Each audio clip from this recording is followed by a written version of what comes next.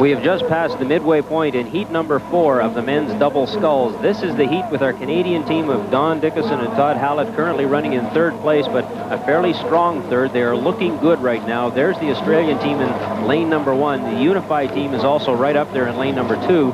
The other entry in this heat is Poland. The unified team moved out to a very quick start at the 500-meter mark, and in fact we're leading by quite a margin, almost 3 seconds. They have lost all of that margin coming through the second 500-meter piece, and in fact the Canadians and the Australians are matching them now, the Australians having moved in front and the Canadians trying to get by the unified team for 2nd place. Australia in lane number 1 in front all of a sudden now through the middle part of the course. They just jumped out in front. The unified team in 2nd, Canada in 3rd, Poland in 4th. There's a look at the unified team perhaps fading just a little. But they're still striking fairly high ratings. The Australians have lowered their ratings into the low 30s, and Canada is still rowing a little bit higher than that, 33, 34 strokes a minute. It'll be interesting to see whether the Canadians go all out in this race to try to see how fast they can row a 2,000-meter race, because we've seen other crews, once things have settled out and winners seem to be more assured, teams slacking off to save themselves. But I don't think the Canadians will try to do that at this point yet. Australia in the lead, the unified team 2nd, Canada in 3rd, and what an interesting pairing. There's the Australian team. What an interesting pairing, the team of Don Dickinson and Todd Hallett. The Dickinson and Hallett are now into 2nd place in this particular race, but they are 5 seconds back. And in order to win the race and go directly to the final, they're obviously going to have to catch the Australians, and that may be difficult now to do.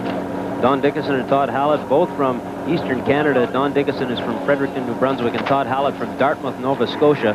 Dickinson used to race with his twin brother, who is now out of the sport, and he's now being paired with a young rising star on the Canadian team, Todd Hallett, who's really sort of pointed towards 1996. But for now, they're doing very well here. The Australian team in the lead in the white boat, but Canada in lane number 4 in 2nd place, so they're doing very well. The stroke ratings have actually increased slightly. The Australians are rowing about 35, and the Canadians are rowing 36. And I wouldn't be surprised to see the 1,500-meter mark. Canada has shortened the distance a bit between the 2 boats. So with 250 meters to go, Australia still in the lead, but Canada up there in lane number 4 doing very well. Extremely well. The unified team has faded badly. Poland is out of it, but this could be a real race to the finish between Australia and Canada. Australia in lane number 1 in the white boat. Canada in lane number 4 in the yellow boat. Desperately trying to make up that ground.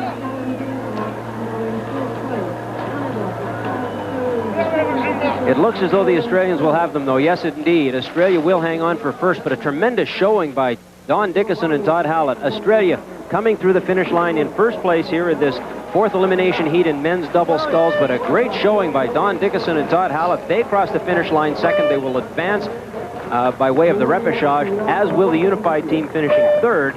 Poland fades and will finish in 4th. But a great race for the Canadian team. 3 seconds behind the Australian team. They will advance through the repechage.